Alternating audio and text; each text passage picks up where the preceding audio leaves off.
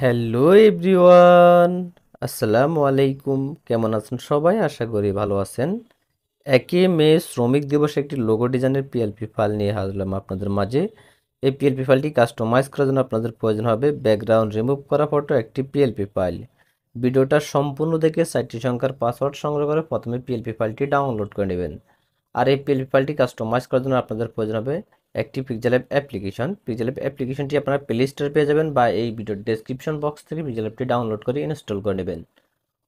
এখন আমি আপনাদেরকে দেখিয়ে দিব কীভাবে আপনারা পিএলপি ফাইলটি পিক্সেল অ্যাপে ইম্পোর্ট করবেন, কাস্টমাইজ করবেন। পিএলপি ফাইলটি ইম্পোর্ট করার জন্য প্রথমে থ্রি ডটে ক্লিক করে দিতে হবে। তারপরে আপনারা এখান থেকে ওপেন ডট পিএলপির মধ্যে ক্লিক করে দিবেন। তারপরে একদম উপরে দেখতে পারবেন ডট পিএলপি, এখানে একটা ক্লিক করে দিতে হবে। আপনারা দেখতে পাচ্ছেন 1 মে লোগো ডিজাইনের পিএলপি ফাইল। এই পিএলপি ফাইলটি 4টি সংখ্যার পাসওয়ার্ড দিয়ে ডাউনলোড করে নেবেন। তারপরে ফাইলটির মধ্যে একটা ক্লিক করে দিবেন। তারপরে আপনারা এখানে দুটি অপশন দেখতে পারবেন, একটা হচ্ছে ওপেন অ্যান্ড অ্যাড, একটা হচ্ছে ওপেন অনলি। আপনারা চাইলে যে কোনো অপশনে ক্লিক করতে পারবেন। তো আমি এখান থেকে ওপেন অনলিতে একটা ক্লিক করে দিলাম। ওয়েলকাম ভিউয়ার্স, দেখতে পাচ্ছেন পিএলপি ফাইলটি ফিজিক্যালি ইনপুট হয়ে গেছে। এখন শুধু কাস্টমাইজ করব। তো আমরা এখান থেকে ফটোটা কাস্টমাইজ করতে পারবো, চাইলে আমরা এখান থেকে প্রতিটা পিএনজি লেখা কাস্টমাইজ করতে পারবো।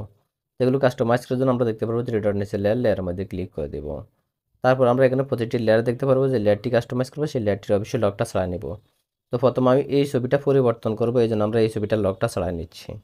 তারপর আমরা আবার লেয়ার অপশনে ক্লিক করব। তারপর ফটোর মধ্যে ক্লিক করবো এবং দেখতে পারবো ফটো নড়াচড়া করতেছে।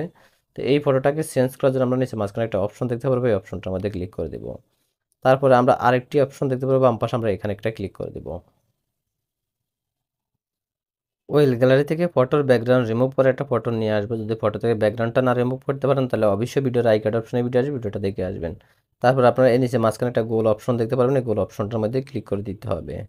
তারপর আপনারা এখান থেকে টিকমার অপশনে ক্লিক করে দিবেন।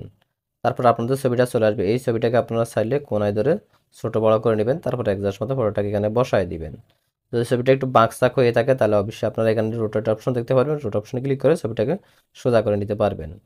তারপরে এভরিওয়ান দেখতে পাচ্ছেন এখানে নাম দেওয়া আছে, নামটাকে চেঞ্জ করবেন। নামটা চেঞ্জ করার জন্য আপনার লেয়ার অপশনে ক্লিক করে দিতে হবে। তারপর আপনারা এখান থেকে নামটাকে খুঁজে বের করবেন, লক আইকনে ক্লিক করবেন, পিন আইকনে ক্লিক করবেন, আবার পিন আইকনে ক্লিক করে দিবেন। এসি মোহাম্মদ রিপন মাহমুদ। তারপরে এখান থেকে ওকেতে ক্লিক করে দিলাম। তারপর আমি আবার লেয়ার অপশনে ক্লিক করব।